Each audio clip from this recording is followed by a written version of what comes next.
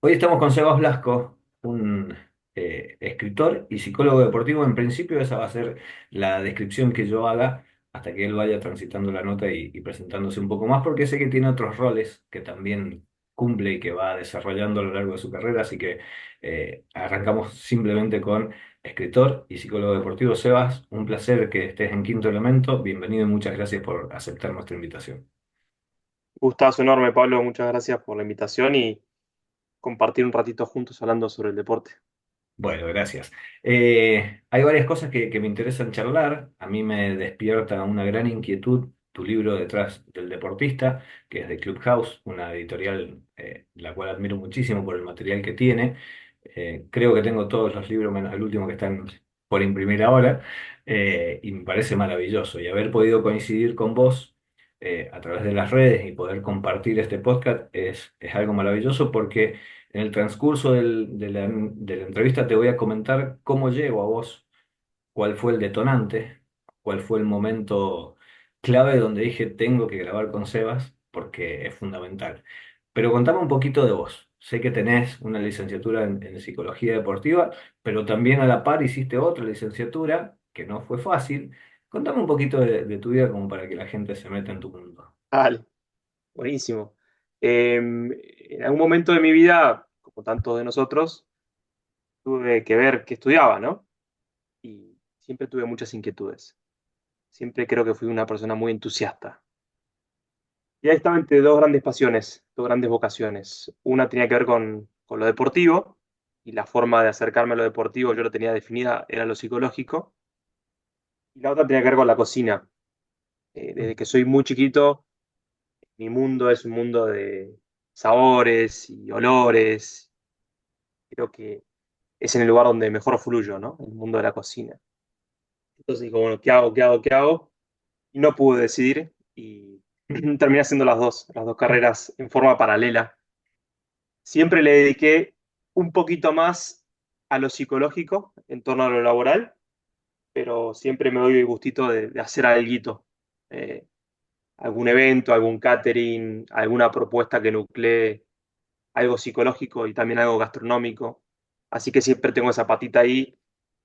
Tuve la suerte de poder hacer un emprendimiento, un restaurante a puertas eh, abiertas en un momento, catering en otro momento, y creo que me imagino en los últimos años de vida un emprendimiento gastronómico, un pequeño restaurancito o algo así, sin dudas. Miré qué bueno, está bueno. Contame cómo fue esa infancia, ¿por qué llegaste a coincidir o a combinar olores, sabores con la psicología deportiva? ¿Cómo llega el momento de la decisión? Ya lo compartiste, pero ¿y cómo llegas hasta ahí? Hay algo, creo que nos pasa en la infancia que nos queda muy marcado, ¿no? Que tiene que ver con esas vivencias que rodean la mesa, ¿no? Y yo me acuerdo, en mi casa, mi mamá no es una gran cocinera, tiene un montón de virtudes, un montón, pero no es la cocina una de ellas. Y la señora que trabajaba en casa, que es una abuela para mí, yo era su ayudante de cocina, entonces repulgábamos y cocinábamos y yo tenía misiones y tareas específicas para hacer en la cocina. Siempre me sedujo mucho trabajar con las manos y creo que hay algo muy artesanal que se desarrolla en la cocina que me atrapa un montón. Y por otro lado, mientras mis amigos veían programas de dibujitos animados como Dragon Ball Z, yo miraba Utilísima Satelital. Me encantaban todos los programas de cocina y compensaba eso siempre con lo deportivo, porque al mismo tiempo me encantaba hacer deporte. Tuve la suerte de haber sido técnicamente bueno y eso también me ayudó muchísimo en el colegio para insertarme socialmente. Lamentablemente muchas veces se da de esa forma, ¿no? Ujú. Y, y de esa forma fui encontrando este gran placer que yo encontraba al hacer deporte, sobre todo fútbol. Nunca descuidé esa faceta de creatividad y desarrollo más bien artístico que me daba la cocina. Y siempre fui un poco y un poco, ¿no? Y en lo deportivo me pasaba algo que en lo estrictamente deportivo también me encontraba, es una cuestión muy personal, no quiero decir que sea de esa forma, a veces como falto de profundidad, ¿no? Y en la psicología encontré esa profundidad que a veces el deporte no tiene, ¿no? A veces el deporte es un mundo demasiado concreto, demasiado de la acción, demasiado del cuerpo, y creo que lo psicológico le da una cierta profundidad que a mí me gusta. ¿Dónde viviste tu infancia, Sebas?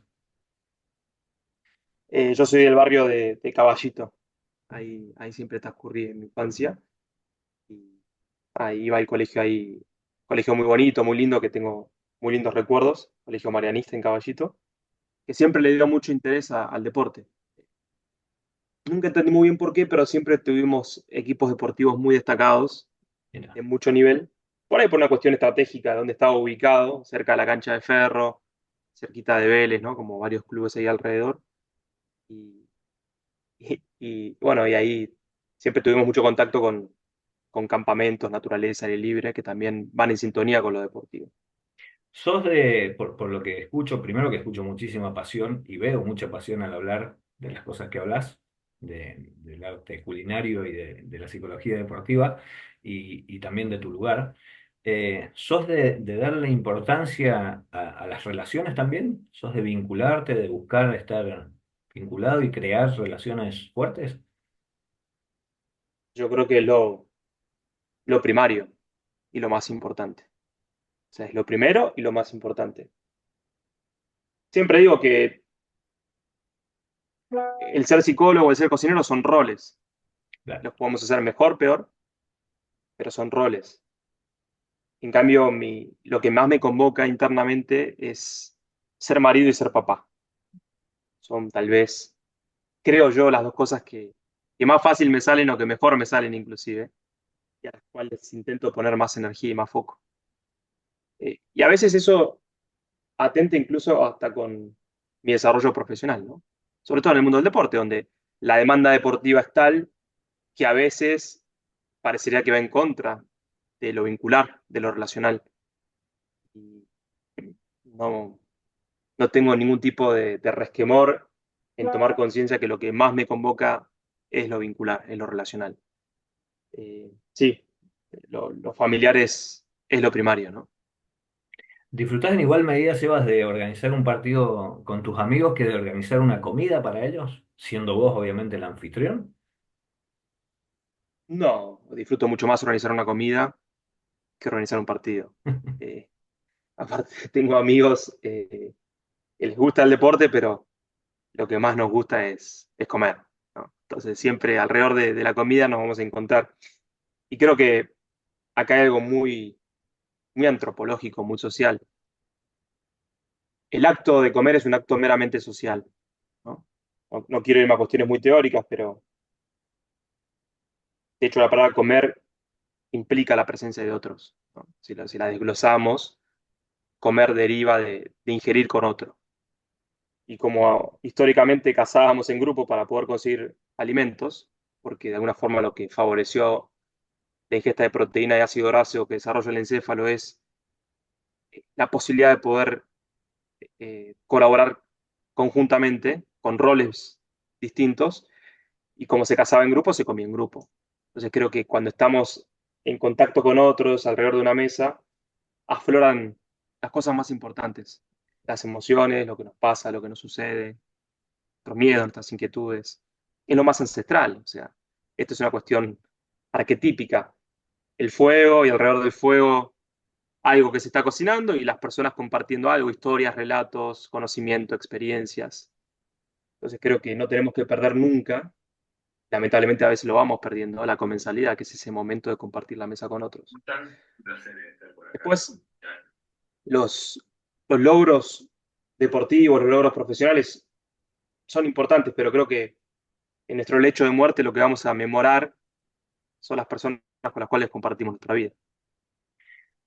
De a poco vos me fuiste metiendo en el tema porque escucharte es escuchar pasión y es escuchar disfrutar de las cosas. Lo que a mí me atrajo a tu material y a juntarme con vos fue específicamente el disfrute, ¿no? El disfrute en el área deportiva.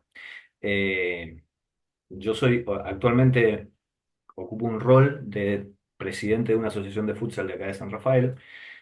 Hasta no hace mucho tiempo era entrenador también. Sigo siendo entrenador, pero tengo un impasse por ser presidente de la asociación. Decidí tomar ese impasse y aparte dedicarme un poco más a los podcasts. En septiembre de este año, finales de septiembre, viajamos a Corrientes, a Esquina, ¿sí? Con la selección mayor de futsal. Estábamos en el torneo, yo intentaba, yo tengo la capacitación de coach, soy coach deportivo, pude cursarla y especializarme. Viajamos a Corrientes, nosotros tenemos el nivel del futsal nuestro está creciendo, sabemos la diferencia que tenemos a nivel nacional, y después de competir en dos partidos, vi que no estábamos reaccionando del todo. Yo iba como delegado y presidente, ¿sí? No estaba en otra función dentro del equipo. Vi que no estábamos del todo pudiendo competir de la manera que estábamos nosotros queriendo, como cuerpo técnico. Y empecé a pensar en cómo llegarle a esos chicos. Obviamente, en mi rol de presidente, simplemente di una conversación, pero pensé muchísimo en invitarlos a disfrutar del deporte para sacarse la tensión de encima. Nos tocó enfrentar a un equipo de Misiones, unos pibes que jugaban un infierno, pero que además jugaban como que no hubiese presión, no hubiese mañana, no hubiese nada. Estaban jugando. Literalmente estaban jugando. Con nosotros iban perdiendo 3-0, lo dieron vuelta tranquilos, jugando, sin perder la risa, sin perder la complicidad, sin perder nada. Entonces quise conectar desde ahí y no pude. No supe cómo. Me subí al colectivo en el que viajábamos. Seguí leyendo tu libro, que es el que llevé para viajar, son 1.300 kilómetros, y encontré esto del cambio de paradigma y me partió la cabeza. Dije, tengo que hablar con Sebas, tengo que hablar con Sebas Mm. porque es lo que quería y no sabía cómo. Esto me pasó a mí. Desde ahí conecté con vos, el libro ya lo tenía, y cuando llegué a las páginas, las primeras páginas, arranqué en el prólogo, ¿verdad? Ahí encontré esto y dije, ese va la respuesta a mis preguntas. Contame de qué trata detrás del deportista y después nos vamos metiendo hacia adentro. Cuando comienzo a trabajar en el deporte, en equipos deportivos, con deportistas de alto rendimiento en el consultorio, me empiezo a dar cuenta que había algo más, ¿no? En su demanda. Que no solamente buscaban optimizar habilidades mentales para tener un mejor rendimiento, sino que también necesitaban ser mirados en su totalidad. Y en ese momento, estamos hablando antes de la cuarentena, no era tan habitual empezar a pensar o vislumbrar estas cuestiones, ¿no? Más allá del deportista. Porque es una obviedad decir que son personas, obvio que son personas, que tienen un montón de cosas que padecen y que sienten y que necesitan. Pero muchas veces cuando los elevamos al monte del Olimpo, parecería que esas cosas dejan de tener valor. Y por suerte la cuarentena nos trajo esta posibilidad de poder escucharlos de una forma un poco más nítida, ¿no? Y acá esto es lo interesante, no es algo que yo observé, es algo que ellos reclaman. Capaz tuve la virtud de poder anticiparme o ver o escuchar ese reclamo, pero es algo que ellos necesitan y lo vienen pidiendo a gritos, con mucha fuerza, ser mirados en su dimensión personal. Y creo que no solamente es una visión esperanzadora e idealista y romántica, que por cierto lo es, y creo que tenemos que recuperar el romanticismo en la vida, sino que también es estratégico, porque una persona que se siente comprendida, una persona que se siente avalada, una persona que se siente reconocida, estimada en torno a lo que es y lo que no es una persona que en última instancia va a ser más espontánea y seguramente más auténtica, y eso va a hacer que rinda más y mejor, ¿no? Entonces, creo que acá está un poco la transición de paradigma dominante. Decir, che, ¿el modelo de la presión es eficiente? Obvio, sin duda, no lo puedo negar. ¿Pero no es posible trabajar desde otro lugar diferente? Sí, también es posible. Y creo que podemos obtener los mismos rendimientos con menor costo personal. Y no solamente pasa en el deporte, es un reclamo que ahora lo empezamos a ver también en el ambiente del espectáculo, en los músicos, en los actores, en los artistas. Hay un reclamo muy grande de poder darnos cuenta que lo que buscamos todos es lo mismo, ¿no? Sentirnos queridos, avalados, reconocidos, aceptados, para, no al imperativo de ser felices, pero para poder transitar la vida de un lugar mucho más auténtico y real, ¿no? Yo creo desde ahí, Tommy y Sebas, te estaba por decir que estuve hablando con Tommy de Bedia la semana pasada, quien Gran amigo, trajo Tommy. un amigo, sí, hablamos también de vos, que me trajo lo de Open de Andre Agassi, también esto, ¿no? De Sí, la presión y de que nadie le preguntó a él si quería esa vida tan presionada. Bueno, y yo creo desde ahí, y lo pensaba cuando quería hablarlo con los chicos, que esto no es una utopía, porque desde el conocimiento uno puede pensar que si nos animamos a disfrutar y nos animamos aún en la competencia y en la alta competencia, nos animamos a ir por ese disfrute, automáticamente vamos a conectar con el conocimiento que tenemos interno, o sea, con lo que el cuerpo sabe hacer. No es que vamos a ir simplemente desde la utopía a disfrutar y que pase lo que pase. Me da la sensación que vamos a conectar con los gestos técnicos, en el caso del futsal, con los gestos técnicos bien hechos, porque los conozco, pero bajo presión me los olvido o me salen mal. Sin embargo, si estoy disfrutando, vuelve a aparecer. Me parece que también va por conectar internamente con lo que sabemos, pero de una forma desestresada. exacto. Y acá dijiste algo muy importante, ¿no? Porque no se trata del disfrute como divertimento únicamente, es un concepto mucho más amplio. Si no, sería fácilmente objetable por las personas que piensan diferente, ¿no? Que, bueno, es una utopía absoluta. No negamos la tecnificación, el entrenamiento, la expertise, la automatización, son variables indispensables para el deporte de alto rendimiento. Ahora, bajo instancias de presión, esa automatización se nubla, se distorsiona. En cambio, en instancias de adversidad, si tenemos la capacidad de conectarnos con esta motivación básica inicial de poder disfrutar de aquello que hacemos, de poder darle un sentido a aquello que hacemos, seguramente los gestos técnicos automatizados se eleven mucho mejor.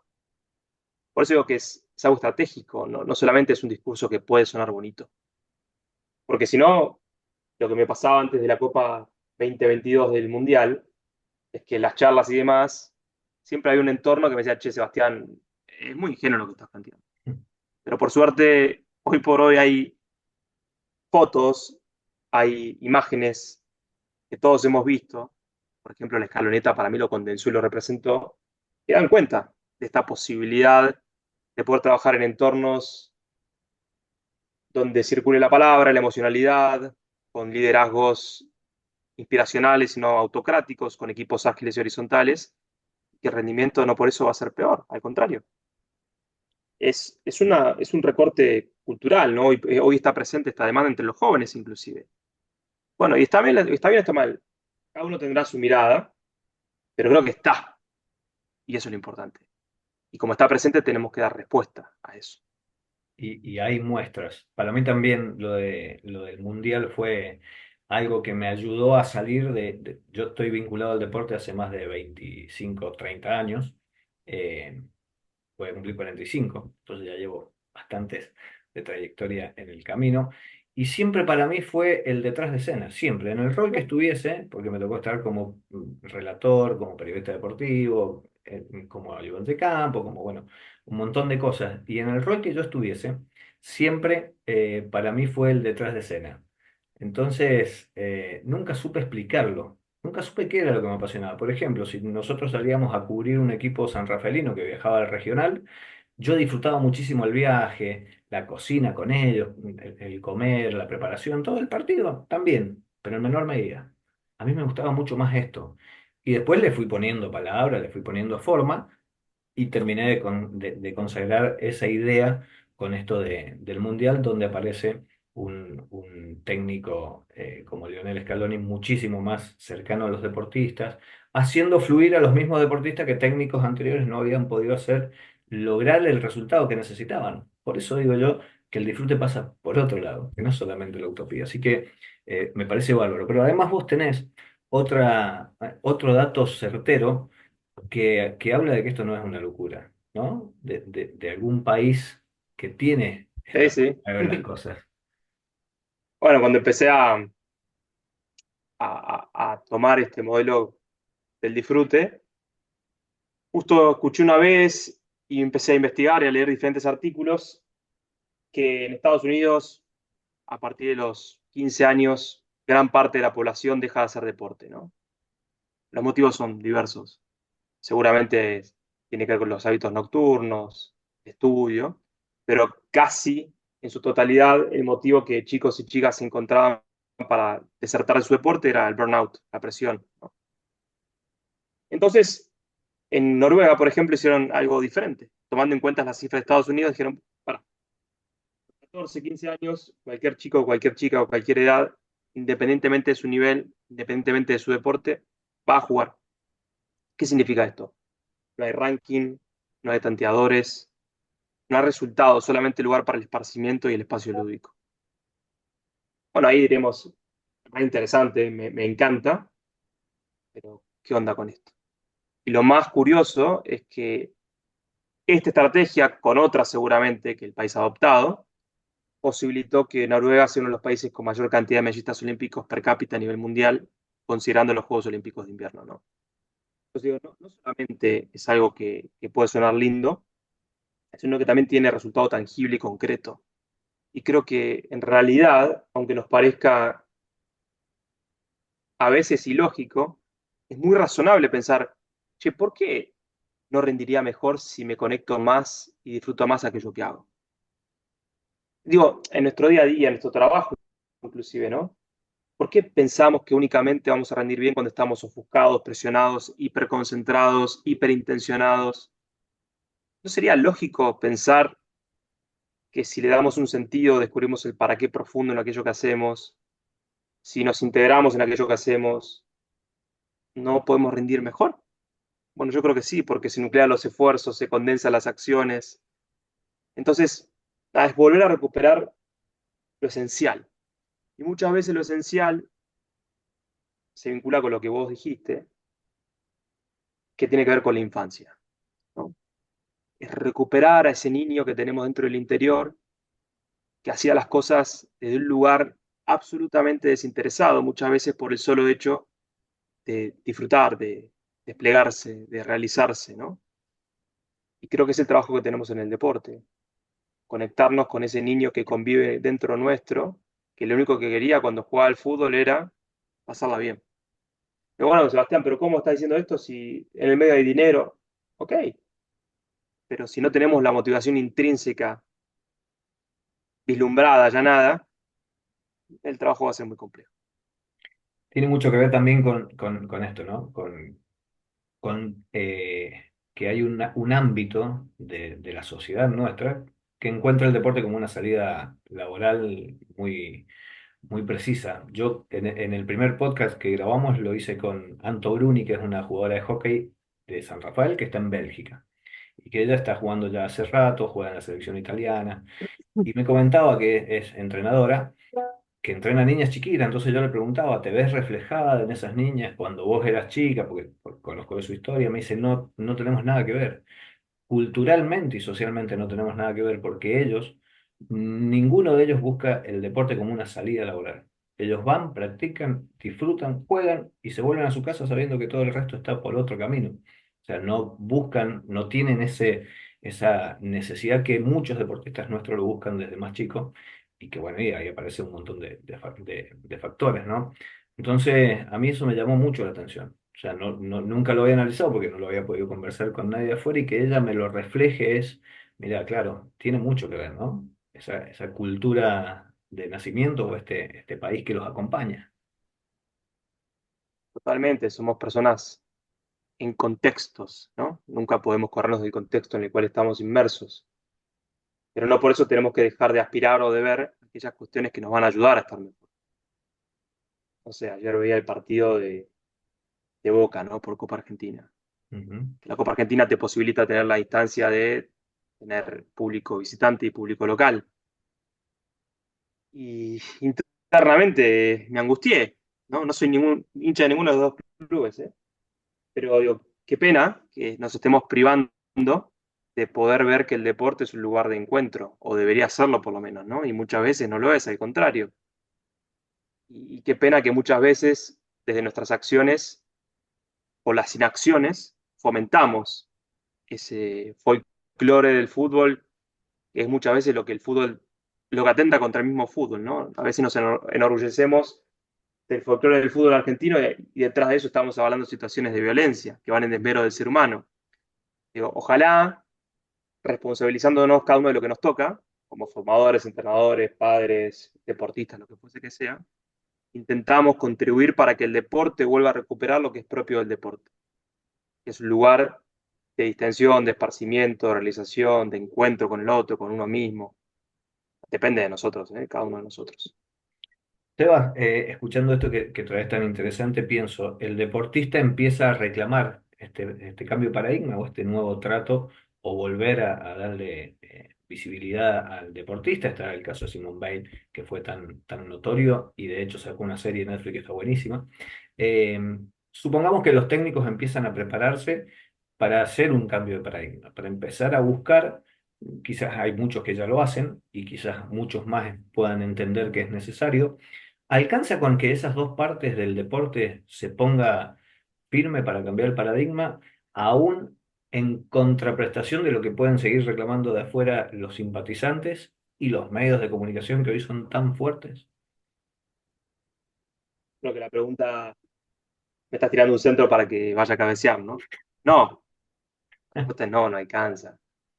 Eh, a ver, creo que tenemos que aprender a mirar por la ventana del deportista, ¿no? A veces le pedimos más cosas a un deportista que a un político. Le pedimos una conducta intachable, ¿no? Que pregone cierto.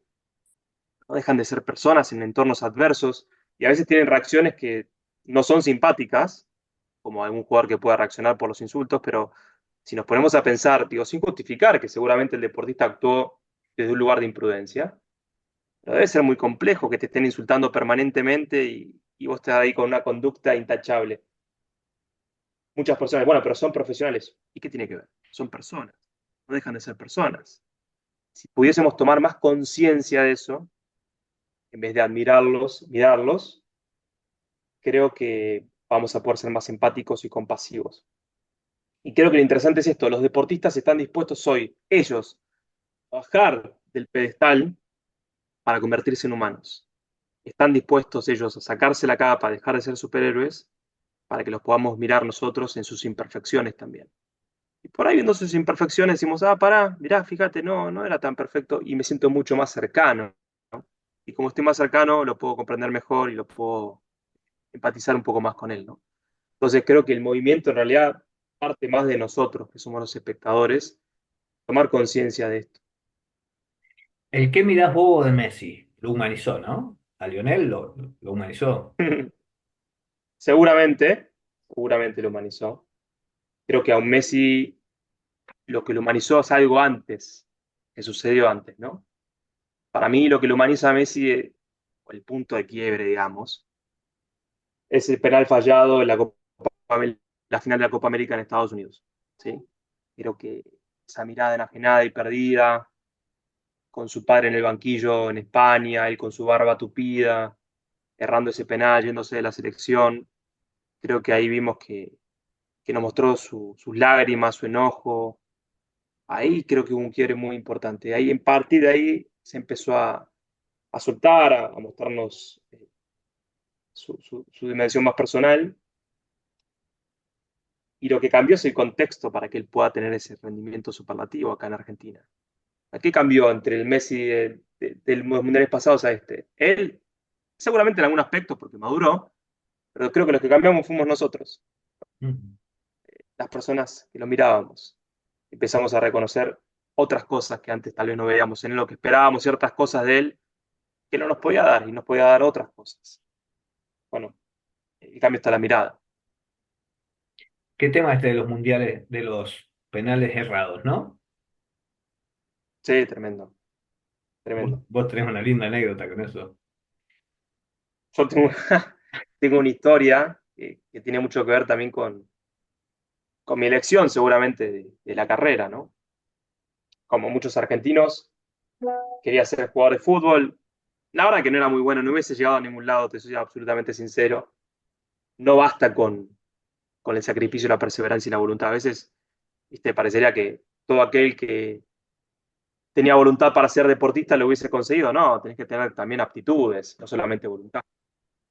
Y yo no las tenía esas aptitudes.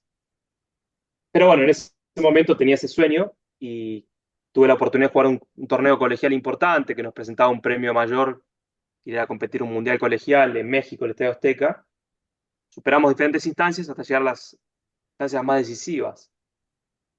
Y el partido lo íbamos ganando, de repente nos encontramos prácticamente alzando la copa, quedaban muy pocos minutos, previsibilidades del fútbol, de la vida, 2-2 penales, me toca patear y lo primero que se me pasó por la cabeza es, yo no puedo errar, no puedo errar, no es una posibilidad.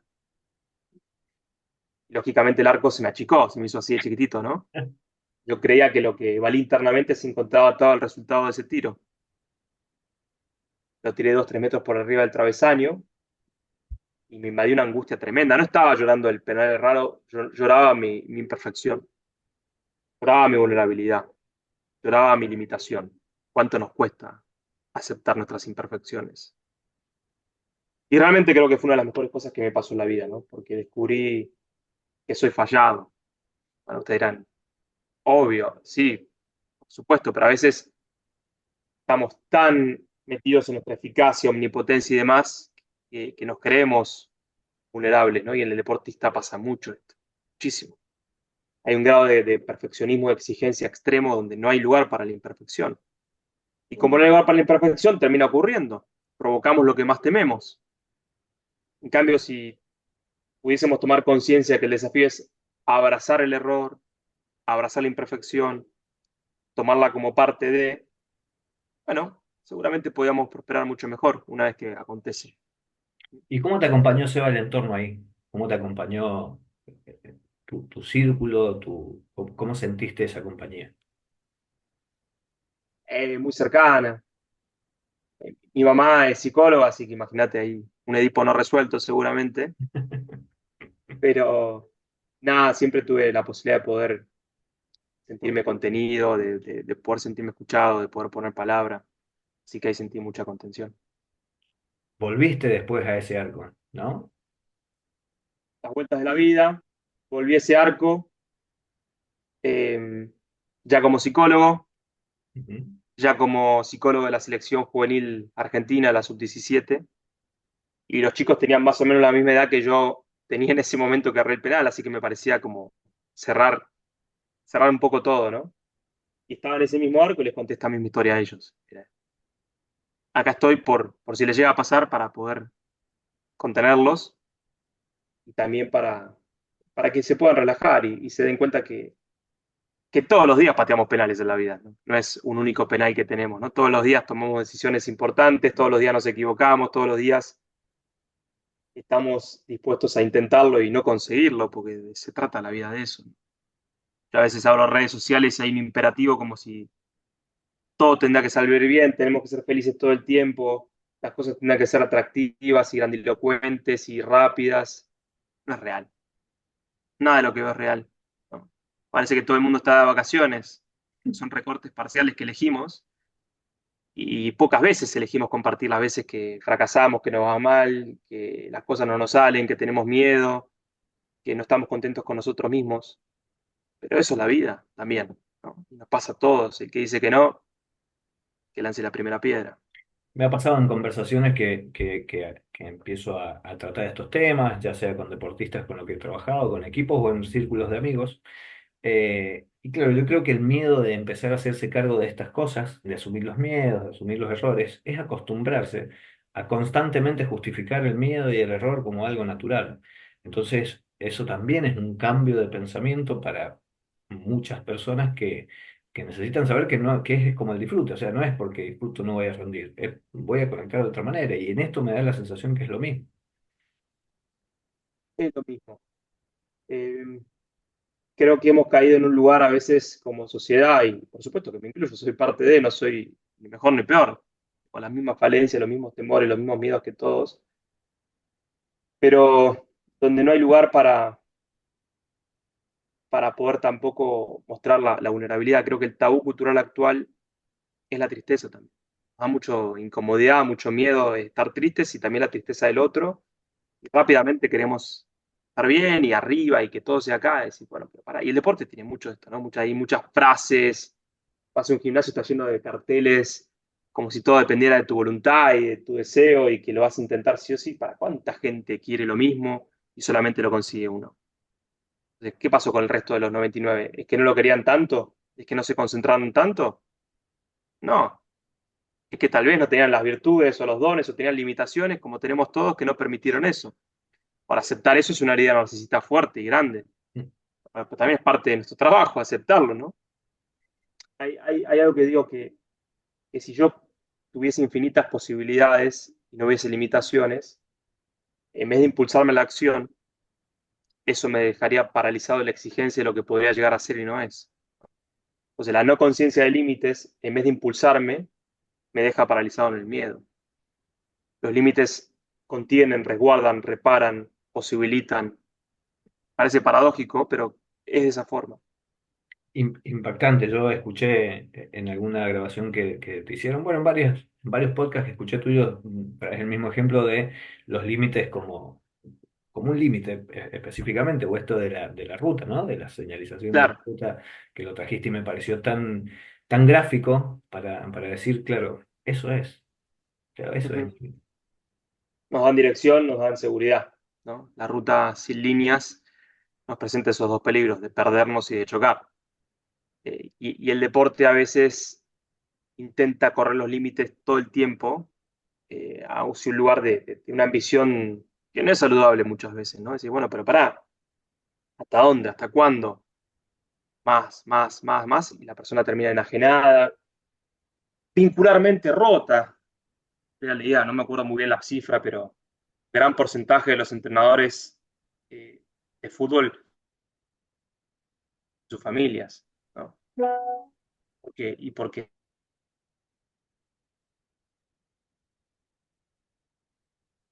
deporte o el fútbol particularmente, y dejan de lado lo otro, y los vínculos, esto no lo digo yo, es algo científicamente avalado, son uno de los motivos más importantes del bienestar psicológico, vínculos reales, ¿no? Afectivos estables. No solamente de pareja, digo, cualquier tipo de vínculo real, estable, es uno de los motivos más elementales del bienestar psicológico. Y a veces el deporte te propone lo contrario, como escindirte y solamente ir por las metas y los objetivos y todo aquello que te desconcentre lo tenés que desechar. No, buscamos integrar a la persona, no escindirla. Te escucho atentamente porque la verdad que me encanta escucharte, me encanta escucharte en los otros podcasts también. Y me pregunto a mí mismo, y te invito a la reflexión, ¿cuál es nuestro granito de arena para ayudar en el cambio de paradigma? Digo granito de arena por lo que venimos conversando de la magnanimidad que tiene el tema, desde donde Mm. nosotros y el que nos escuche puede empezar a colaborar para que esto se dé. Yo creo que tal vez la primera misión sea ser lo más reales posible, ¿no? Creo que muchas veces buscamos el gol de mitad de cancha, en todo. ¿Cuántas veces vimos goles de mitad de cancha? Son muy pocas las veces, ¿no? Lo más factible es que el gol sea arrastrando la pelota con una secuencia de pases muy grande y no sea un gran gol. Entonces, ir a lo real, a lo concreto, aceptarnos, en la medida que nos aceptemos a nosotros, va a ser mucho más fácil que aceptemos a los otros.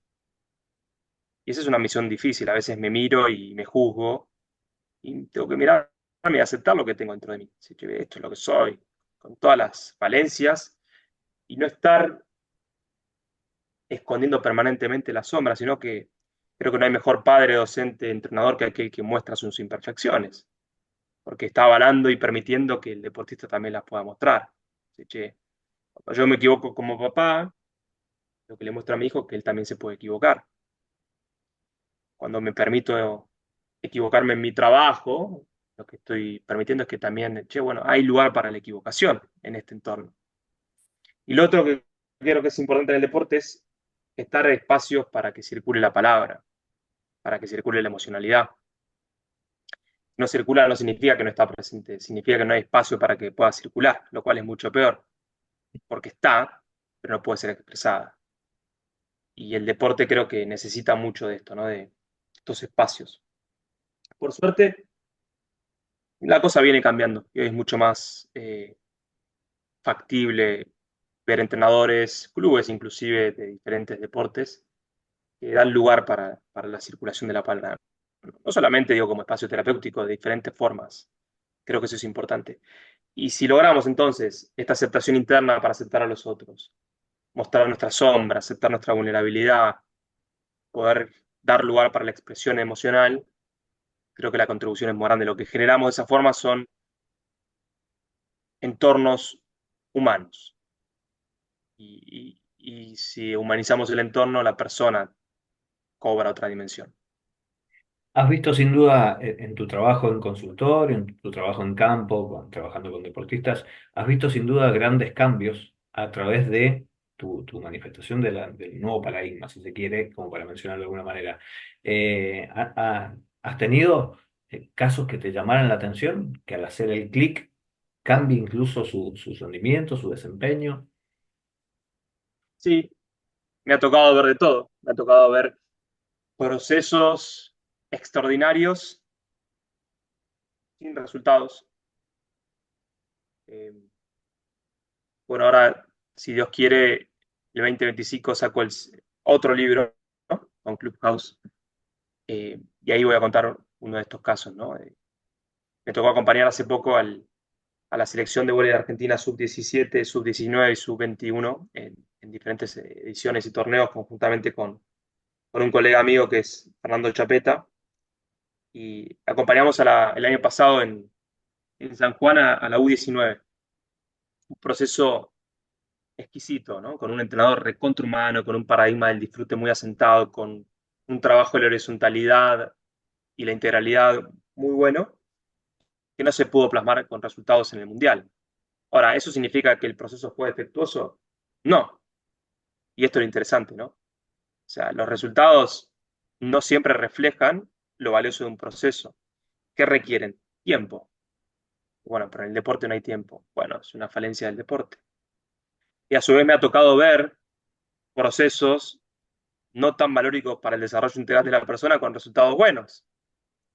Pero también me tocó, por suerte, ver el éxito deportivo pleno, que es la coincidencia entre el desarrollo del proceso y la obtención de resultados. Yo creo que ahí, insisto con esto, el tiempo es fundamental, fundamental, sobre todo cuando trabajamos con juveniles en instancias formativas, vos lo sabes muy bien como presidente y como ex entrenador con chicos jóvenes, eh, darles el tiempo necesario para poder madurar y decantar, tomar conciencia que nuestra misión es sembrar, no cosechar. La cosecha vendrá después, no sabemos muy bien cuándo y ni de qué forma, porque la vida tiene formas misteriosas de presentarlo, pero nunca renunciar a nuestra condición de ser sembradores. Esa es nuestra misión como formadores en el deporte.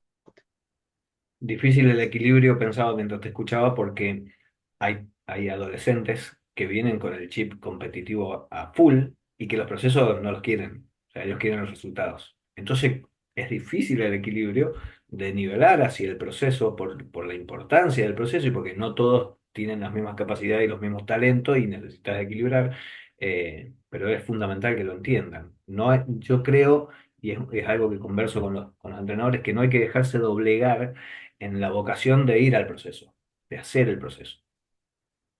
Por supuesto, porque hasta inclusive es algo defectuoso a nivel deportivo. Tal vez yo fácilmente puedo obtener resultados. Pongo a los que se han desarrollado inicialmente antes, te digo que agarre la pelota y le pegue en el arco de cualquier lado y tal vez termine ganando más de lo que pueda perder, pero después en 3 años se equipara y ya no tiene ninguna virtud.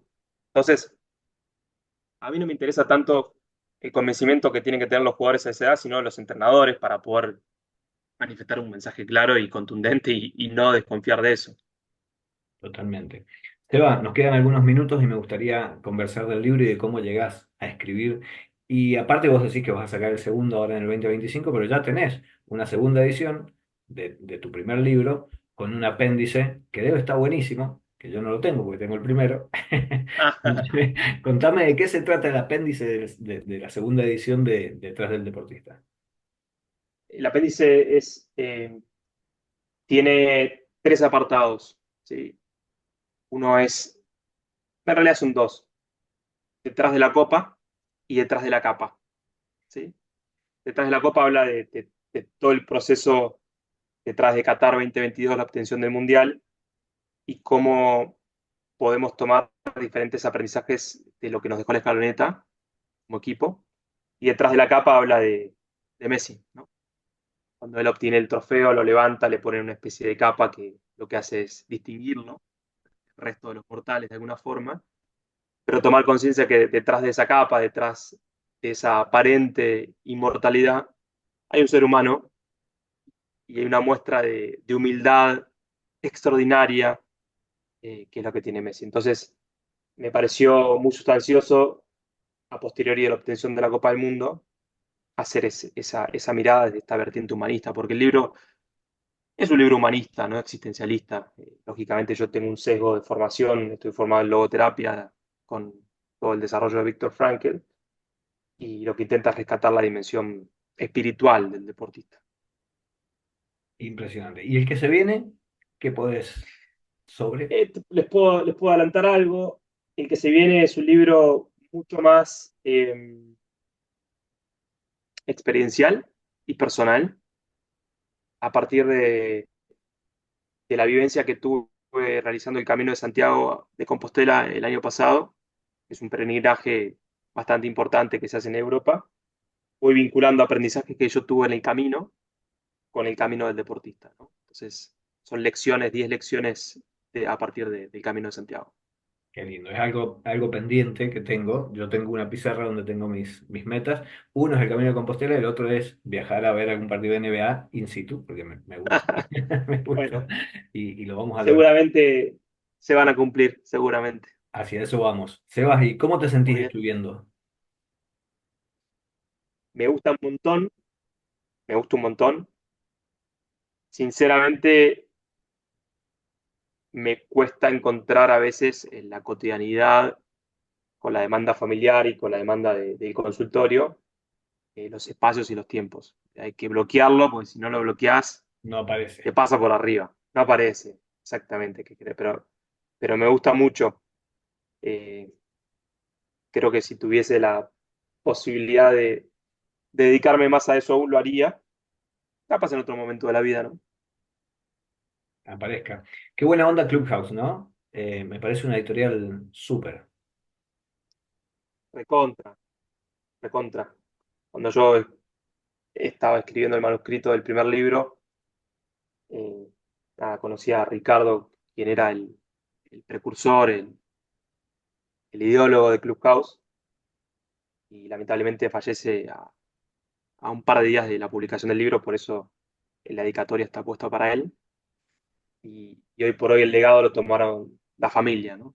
Su mujer, su hijo, lo cual es algo muy bonito porque es algo familiar y tiene todo ese entorno, esa cuestión afectiva de la familia. Así que súper a gusto. Todos los libros tienen una impronta maravillosa y se nota la línea, desde el legado, todos, absolutamente todos, me parecen exquisitos, así que nada.